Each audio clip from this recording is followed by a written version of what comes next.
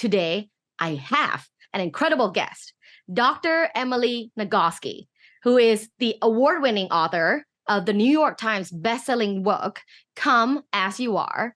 And of course, also the Come As You Are workbook, and also the co-author with her sister, Amelia, of New York Times bestseller, also Burnout, The Secret to Unlocking the Stress Cycle. She combines sex education and stress education to teach women to live with confidence and joy inside their bodies. Hi, Emily. Hello. How was that intro? How would you rate that intro? Oh, 10 out of 10. Oh, shit. 10 out of 10?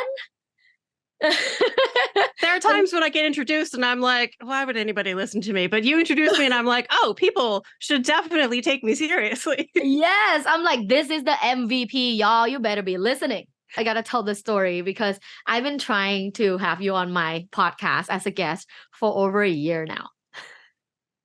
From episode, I think, like 15. I was like, hello, dear sir, in like email, can I please have Dr. Emily Nagowski on my podcast? And he's like, she's very busy. And I'm just learning that is your husband. Yes, that's my husband. And the very busy is she is making a podcast and writing a book at the same time. And I am finally done with both of those things. Oh my gosh. I mean, you are, mother of books, because that book, Come As You Are, at least for people of my generation, and I'm not that young, not that old. I'm at that sweet spot. I'm in my 30s. And I feel like every woman in my generation has read this book. Wow. At least all my friends have. That's, I love that. Right? You know this, you're changing lives. I wrote it so that the next generation of people could grow up into sexual adults, knowing the stuff that I didn't know when I was in my 20s in particular. Like, nobody should get to adulthood without knowing about the dual control model. Oh, preach. And we're definitely getting there. And that was really helpful, actually, for me personally, in a conversation that I had with my husband, too. So thank you for that. So the first segment of my show is called Would You Rather? Would you rather have an orgy at a retirement home or have sex on a sex swing covered in mayo? Oh, so I have a balance disorder, which makes me very sensitive to motion. So I get dizzy and motion sick. So definitely orgy at a retirement home. And among people who have great, spectacular sex, the typical age of their first experience of spectacular sex is 55. What? So like, give me the orgy with the seniors. Wait a minute. Is this like a study?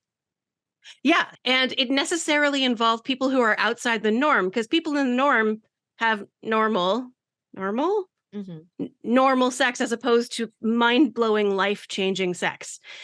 So it mostly included seniors, people who'd been in relationships for quite a long time, people who'd been sexual adults for a long time, and people in the LGBTQIA2+ community, the kink community, and polyamorous folks.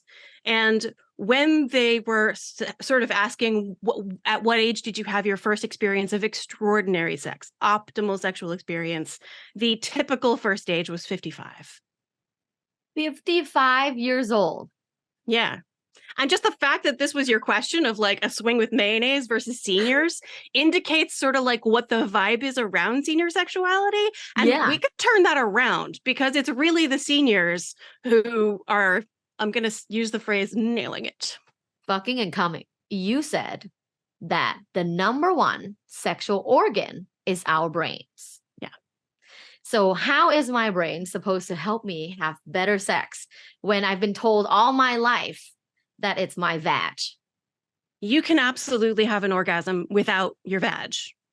You can have an orgasm without any genitals at all. You cannot have an orgasm without a brain. Period.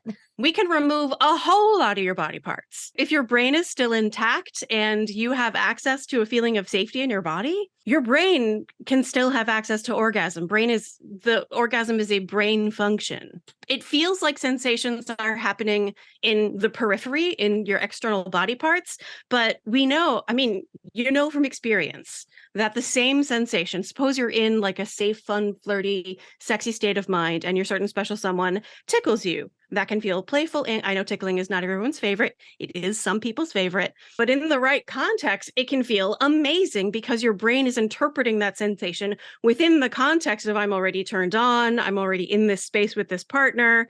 But if that exact same certain special someone tries to tickle you when you're in the middle of an argument, how does that feel? Don't touch me. Yeah, don't touch me. Why? It's the same person, it's the same sensation in your body, but your brain interprets it the opposite way because it's experiencing it in a context that says sensations are probably not safe right now because we're in the middle of an argument. And so I'm going to interpret that as like, you need to back off. All of it is happening in your brain. So how can I optimize that part of my brain or that functioning in order to experience pleasure? The mechanism in your brain that directly controls sexual response is called the dual control model. It's called the dual control model. How many parts does it have? Two. It has two. And if I tell you that the first part is the sexual accelerator or the gas pedal, that probably means the second part is The break. the brakes, right? So the accelerator is the part many of us are familiar with. It notices all the sex-related information in the environment, which is everything that you see, hear, smell, touch, taste, everything you think, believe, or imagine, and all of your internal body sensations that your brain codes as related to sex. And it sends the turn-on signal that many of us are familiar with. It's functioning at a low level all the time, including right now. The fact that you and I are talking about sex is this like tiny little bit of sex related stimulation. So there's a tiny little bit of turn on signal being sent. At the same time, fortunately, your brakes are also working in parallel. They notice all the good reasons not to be turned on right now. Everything that you see, hear, smell, touch, taste, think, believe, imagine, or feel in your internal body sensations that your brain interprets as a potential threat. And it sends a turn off signal. So arousal is both the process of turning on the ons, yes, which like most sex advice is about increasing stimulation to the accelerator, handcuffs and porn and role play. And those are great if you like them, go for it. But it turns out when people are struggling, it's much more often because there's too much stimulation to the break. And so many kinds of all kinds of everything can hit the brakes. Stress, big one. Relationship struggles, big one. Body image issues, almost universal. Trauma history, shockingly common. All of these things can hit the brakes, and it can be small stuff too. Grit on the sheets. Being distracted by like your to-do list, thinking about the dishes and the laundry and homework and all the work things you need to do and being worried that someone's going to interrupt you. All of those things are hitting the brakes. So the ultimate way to access greater and greater pleasure is to think about what things are hitting the brakes and get rid of that stuff. Then you can focus on what's the stuff that really gets the accelerator going. Oh my gosh, that's so on point because when I'm like stepping on the brake hardcore, there's no capacity for any kind of vroom happening on my gas pedal. So of course, like stress is a huge problem in the modern society. I mean, I'm sure we've always had stress, even in the past, but I think now it's like micro and it's like all the time. Yeah, the thing that has changed is it went from acute stress, like in terms running of like away from a lion. Exactly. Like that only lasts a very short amount of time. Right. And it only ends two ways. Either you get eaten by the lion, in which case the rest of it doesn't matter, or you escape. And when then you have the best sex ever afterwards. That's a thing that absolutely can happen. Yes. Yeah, but now you feel glad to be alive. The sun seems to shine brighter. You can't wait to share your survival story with your friends and family. But these days, instead of being chased by a lion, we have traffic and the news and Emails the on my white phone. supremacist heteropatriarchy and the binging of the things, the notifications coming in on your phone. One of my biggest sex tips is turn off notifications on your phone. You don't need to be notified of almost anything in that kind of like immediate way. Turn off notifications, not just during sex, in your whole life, to reduce your overall stress level. Now, people vary in their relationship between stress and sexual response. 10 to 20% of people find that when they're stressed, they have an increased interest in sex, and everybody else, either it doesn't have an impact or it shuts things down. So I wanted to make sure that we said people do vary in the way stress affects their interest in sex. But yeah, because our stress these days is chronic instead of acute, it's chronically hitting our brakes. Gosh, I feel like this is why like there's no better time for masseuse, because I need a massage like at least once a week, because I just feel like it stores in my body that kind of stress. Yes, it literally does. Yeah. Okay. Because you also have a best-selling book on stress. And I know that it's a huge connection, regardless of whether, you're stressed and you want to have sex, which is that 10-20%, or it doesn't affect, or a majority of the people it affects negatively. What would you say is the number one way that everybody get access to in order to relieve stress? Yeah. The single most efficient way, which is available to different degrees to different people, is moving your body. Because when you're being chased by a lion, what do?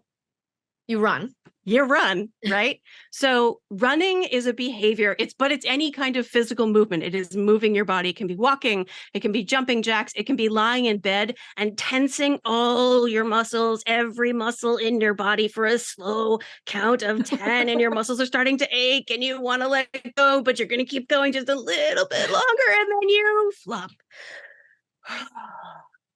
And you allow your body to use your muscles and then relieve them of the effort. That is the most efficient way to communicate to your body that you have escaped whatever this stressor is. The banana situation we're in right now is that the stress we experience is more likely to harm us than the things that activate our stress response. So we have to separate the process of dealing with the stress itself, the stress in our bodies, like getting a massage, from the process of solving whatever problem activated the stress in the first place. Like getting a massage probably doesn't solve the problems that generated all that stress in your body, right? Right. But like it does put you in a sister. place. The issue is still there. Yeah, the issue is still there, but you feel better, which means you're in a better state of mind to have the conversation you need to have with your sister. So we have to deal with the stress itself so that we can begin to feel better, even when the stressor, the thing that caused the stress, still exists. Massages on the regular, very, very good for you. And there's an extra level of benefit when it's not just from a professional who can do it extremely well, but from somebody you love and trust, to whom you offer like this opportunity to engage with your body, not in a sexual way necessarily, though it could be in a sexual way, but in this really intimate and even erotic aliveness experience. It builds the bond between you so that if you intend to have like a sexual relationship with this person that lasts more than a little while, every experience you have of sharing each other's bodies, whether it's sexual or not, helps reinforce your knowledge of each other's bodies, your trust in allowing someone to touch your body and knowing that they're going to be able to bring pleasure to your body. So trust is earned through the process of being there for someone when they turn towards you, especially with something difficult. That's really well put. And I think that the key word there is consistency, because I remember with my previous relationships, like I'm like, okay, yeah, I trust you. He's like, I trust you, we trust each other. But then if the next time, like, yes, of course you were there for me that one time, but then if the next time you're not there for me, and then the next time you are, but then the next time you're not, then it confuses me, as in like, can I really trust you? So I feel like consistency is a huge thing. Mhm. You mentioned the dishes before when we were talking about the breaks. And I just love, I've seen a couple of interviews where you talk about the dishes. So why should I do the dishes before I have sex? For a couple of reasons. If the dishes like stays on your mind, if you are that person who like cannot fully relax until like the sink is empty and cleaned and dry, a really simple thing to do is just like finish that chore so that your brain can let it go. If your partner is someone who cannot let go, is just like bothered if there's still a dish in the sink, or is a person for whom acts of service are a love language and they feel really like cared for and attended to, and like you were thinking about them, if you do something as simple and painless as the dishes, they use the silly word chore play Chore play. to talk about how part of how you increase the sense that your partner is truly your partner, especially if you're a householding couple, apart from anything else. Coming home to an empty sink and clean kitchen counters can communicate much more than just, hey, I did the dishes. It's, I was thinking about you. I wanted to make sure that your homecoming was as low stress as it could possibly be. I'm really glad you're home now. No. That's it's so much more than just I did the dishes. What if someone that is in a relationship, a long-term relationship, has never participated in the doing the dishes part before, started doing the dishes more often, and started engaging in chore play more often? In couples with more egalitarian distribution of the household labor, they have better quality sex. Whatever feels like balance and fairness, and like my partner is showing up for this relationship, they're not just showing up for the sex, they're showing up for me and for us, then that's the thing that's going to help increase the sense of like my partner is here for me. So in the new Yes. book, I talk about what I call the third thing, and it's not actually me. There's a poet named Donald Hall who wrote an essay about his marriage to his wife Jane Kenyon, who's also a poet.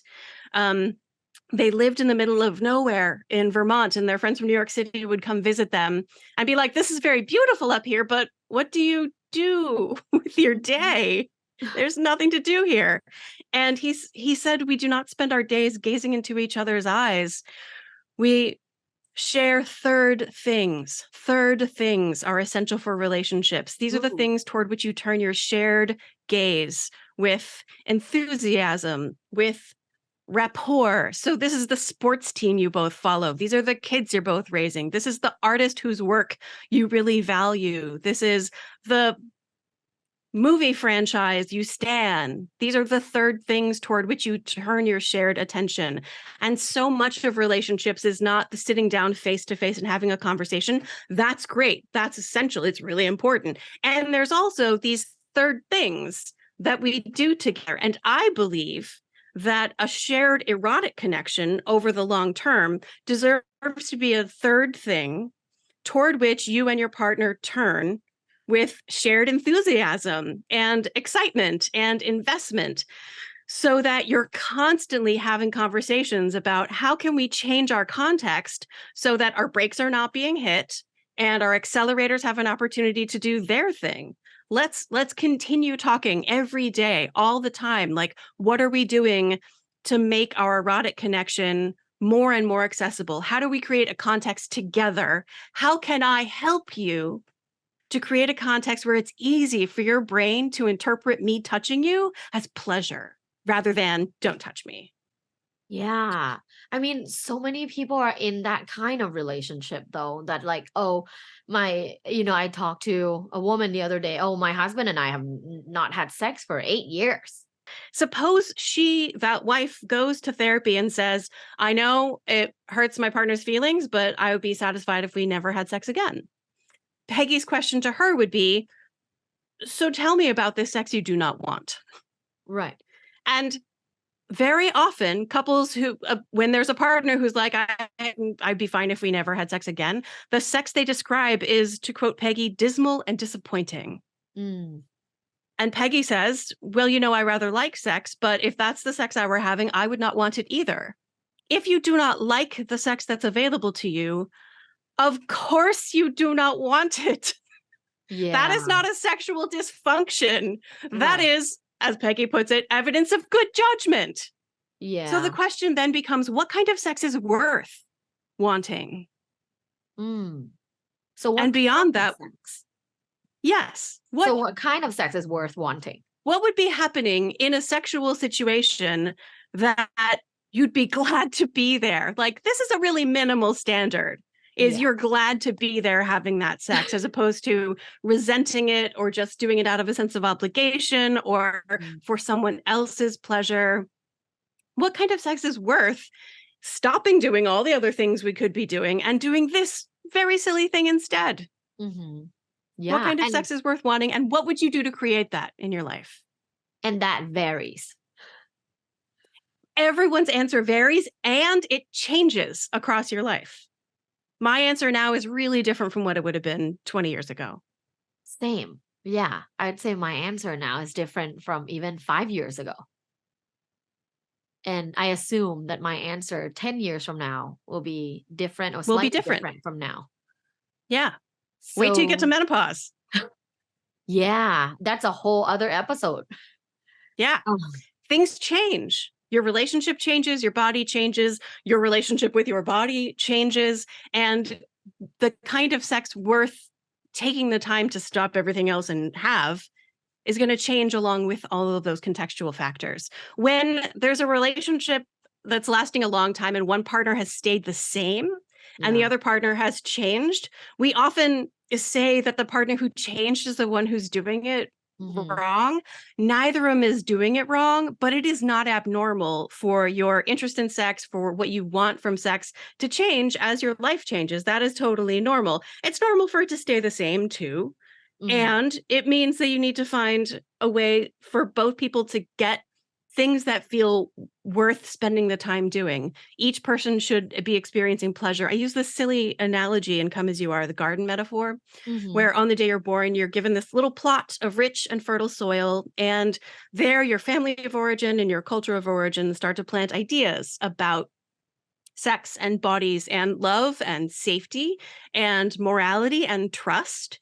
And they tend the garden for you. As you grow older, they teach you to tend the garden. And so by the time you get to adulthood, you have this garden. Hmm. And some of us are really lucky and get excellent, beautiful plants, and all you have to do is tend it and weed. And some of us get some really toxic shit Hmm. planted in our gardens. We did not get to choose any of this, right? Like, it Hmm. just got, nobody waited until we were old enough to give consent to plant. Like, would it be okay with you if I planted the idea that your body is never acceptable, no matter how it looks, and you need to keep working on it forever because you're always going to be broken and unlovable just Oh, because you live in a gosh. human body? Like, nobody waited to, like, and that just got planted in our brains.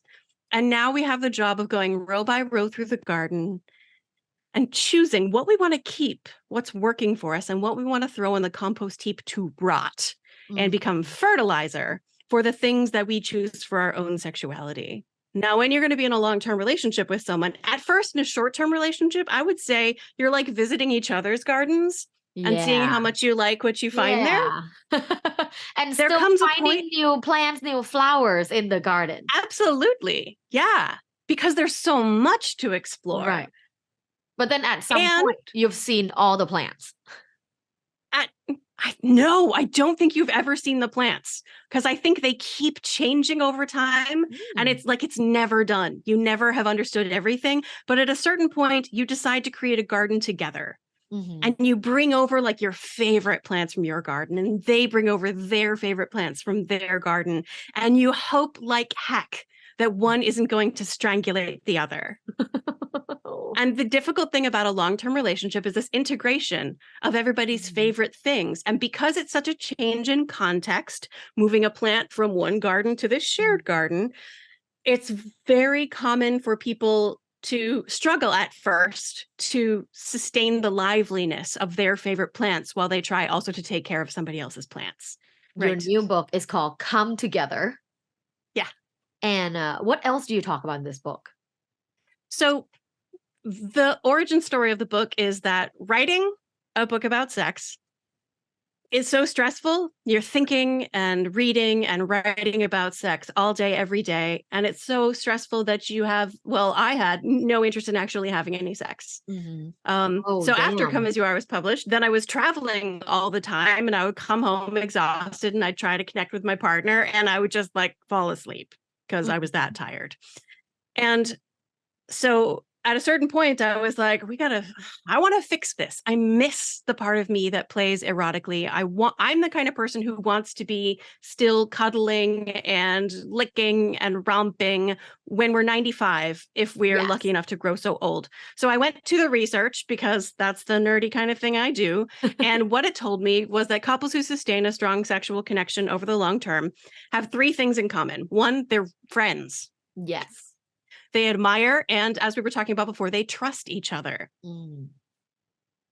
Two, they decide that sex matters enough for their relationship that they portion out time specifically to do this thing. Mhm. Sex does not matter in all relationships, and sex does not matter all the time in any relationship. But for the couples who sustain a strong sexual connection, even when they go through phases of not being erotically connected, they find their way back to each other Right. because it does something valuable for their relationship that they connect erotically and sexually. And the third thing that these couples have in common, notice I am not saying they're polyamorous or Right. monogamous. I'm not saying they're kinky or vanilla. I'm not saying Right. they watch porn or they don't watch porn. Those things are just a matter of like what works for you in your Yeah. relationship. And it varies. Try them if you like them. Yeah. People vary. Here are the things that don't vary. They're friends who admire and trust each other. They prioritize sex because it matters to them. And third, they jettison all of the culturally constructed aspirational ideals about who they're supposed to be as sexual people and co-create for themselves a narrative and truth of who they are as sexual people and as a relationship that is true for them specifically. Mm. Some of this is about like sort of the sex imperatives, like the moral obligation to constantly be honing your sexual skills and getting better at it, like you're a worker who wants a promotion. The sex imperative to always have penis and vagina sex, because obviously cis heteropatriarchal sex is just assumed, right? It is what I call the desire imperative, the moral imperative to want to be horny for sex. That is not what shows up consistently in the research on couples who sustain a strong sexual connection. These are not couples who constantly can't wait to put their tongues in each other's mouths. They are couples who really enjoy each other's company. Yeah. And one of the things they do while they're enjoying each other's company is lick each other or whatever else works for them. Yes. I really love spending time with you. And sometimes I just want to lick you as well. Aw, So, exactly. Yeah, so like you're at dinner with your partner and you're like, this is very fun sitting and talking and enjoying this with you. But like, can I just say that even though I wouldn't do it here, I enjoy licking you? that's gonna be in my Valentine's Day letter to Yeah. my husband. I think the combination of I enjoy licking you and I am comfortable talking with you about our poop is like, those are things that ought to be in wedding vows. Nobody warned me ahead of time how much like knowledge of each other's bodily fluids is inevitably involved in sharing a household for the long term. Oh my gosh. Yeah. And how much people are afraid of things like fart or a little bit of poop, during different types of sex. Queefing. Yeah. Queefing is delightful. I love queefing. I feel like it's a funny point in the sexual encounter, when I start going, Yes. there's like, oh. It's your vagina's way of expressing its enjoyment of having something in it. Love it. If your vagina enjoys that kind of thing, which not all of them do. Period. People vary. People vary and they change. This last question is from my follower. And the question goes, I don't think I've ever had vaginal orgasm. So I can talk about how to get there. But the first thing I want to say is that only about a quarter, maybe a third of cisgender women are reliably orgasmic from vaginal intercourse. The rest are sometimes, rarely, or never orgasmic from vaginal intercourse. And it makes absolute perfect sense because in terms of our anatomy, what body part is equivalent to the penis on the it's a girl-shaped genitals? The clit. It's the clitoris. The clitoris, right? So the homologue of vaginal intercourse would be, for example, approximately prostate stimulation. How do we feel about it's a boy type genital people who don't have orgasms from prostate stimulation? Right. Like, oh, it's like, that's fine. That's an alternative kind of thing. That is an alternative kind of thing. Yeah. Go for it if you want to, but like, you're not dysfunctional if you're not doing it. Right. The same is true for the it's a girl type people with vaginas who are not having orgasms from vaginal intercourse. The clitoris is the hokey pokey. It's what it's all about. It's two turntables and a microphone. It's where it's at. And again, people vary. Just because you've got a clitoris and a vagina doesn't mean one or the other of those is the main thing. I know a person who was born with a clitoris and a vagina for whom anal stimulation is the hokey pokey. It's what it's all about because people do vary. But statistically, your follower is just in the vast overwhelming majority of people with vaginas. And yes, there are things you can do to increase the likelihood that you will have one. But first, try on not trying to have an orgasm with vaginal intercourse, because the only reason orgasm with vaginal intercourse is presented as being better than an orgasm from clitoral stimulation is because of the patriarchy insisting that penis and vagina sex is the best, most important kind of sex. And this is because Freud says it's the mature kind of orgasm, and that's how you should be having your orgasms. Fuck that. An orgasm is an orgasm is an orgasm. The only measure of the quality of an orgasm is how much you wanted and liked it. Period. All kinds of orgasms. So try wanting and liking the orgasms you have. I like nipple orgasm. Cool. Nipple kind of girl. See? You can have an orgasm with any variety of body parts. You just can't have an orgasm without a brain. Oh, that's right. Oh, that's such a cool like little tie, like the bow of the present at the end of this conversation. This has been an incredible conversation. Thank you so much for being on the show. The last segment is called 5 Quickies with Dr. Tara, and it's basically just a quick one. Yeah. Yeah. It's not my skill to make it short, but I will try. I love it. You are a researcher, a scholar, and an author. So short is not your thing.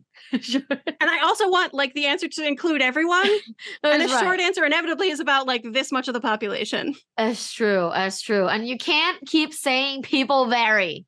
And they change. Okay. So we'll say now for every item that people vary and they change. Just because this answer is not true for you does not mean there's anything wrong with you. People just vary. True. Okay. Number 1, sex ed scare tactics are immoral.